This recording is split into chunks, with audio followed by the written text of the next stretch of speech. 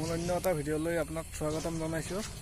মানে গাইজ কথাটো হৈছে কি, আপোনালোকে গম পাইছে হিৰ'ই এখন নতুন গ্লেমাৰ লঞ্চ কৰিছে। আৰু যিখন পুৰাণ গ্লেমাৰ আছিল সেইখন মোটামুটি 2006-07 মানৰ পৰা চলি আছিলে। ৰাইজৰ খুব সঁহাৰি পাইছে সেই বাইকখনে। আৰু এতিয়া 2006-07 মানৰ পৰা আপোনাৰ সেইখন বন্ধ কৰি দিলে। পুৰাণ গ্লেমাৰখন 2020 চনত বন্ধ কৰি তাত গ্লেমাৰৰ নতুন মডেল আহিলে। কিন্তু সেই যি নতুন মডেল আহিলে সেই মডেলকেইটা বিশেষ ৰাইজৰ সঁহাৰি নাপালে।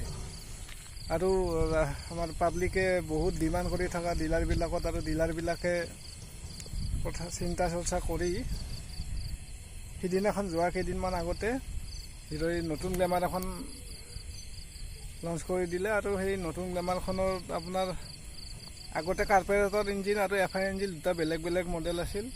কিন্তু এতিয়া অকল FI ইঞ্জিনে হয়, কাৰ্পেৰেটৰ ইঞ্জিন নাই। আৰু নতুন গ্লেমাৰখনত আপোনাৰ এই যিটো আপোনাৰ বেকলাইটটো চেঞ্জ কৰা দিছে। কাৰণ আগৰ বেকলাইটটোৰে মেইন প্ৰব্লেম আছিল বেকলাইটটো। কাৰণ বেকলাইটটো অলপমান জাৰ্কিং হ'লে দুদিনমান পিছতে বেকলাইটটো ভাঙি যায়। আৰু আপোনালোকক মই আজি দেখুৱাই আছোঁ আমাৰ পুৰাণ গ্লেমাৰখনৰ ভিউ আৰু নতুন গ্লেমাৰখনৰ ভিউটো কেনেকুৱা হয় আপোনালোকক দেখাই আছোঁ। চাই থাকক ভিডিঅ'টো। আছিল পুৰাণ গ্লেমাৰখন। এইখন হৈছে আমাৰ ঘৰত প্ৰথম লোৱা গ্লেমাৰ। এইখন মোটামুটি 1 লাখ কিলোমিটাৰতকৈ বেছি চলিছে।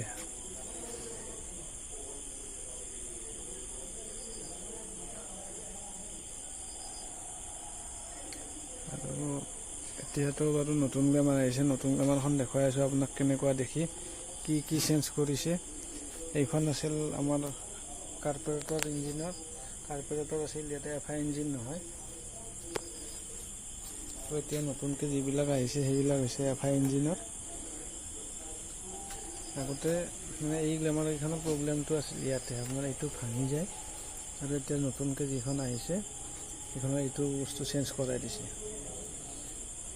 বাকী এইবিলাক সেই চিষ্টেম একেই আছে। আৰু মিটাৰটো অলপমান চেঞ্জ কৰি দিছে।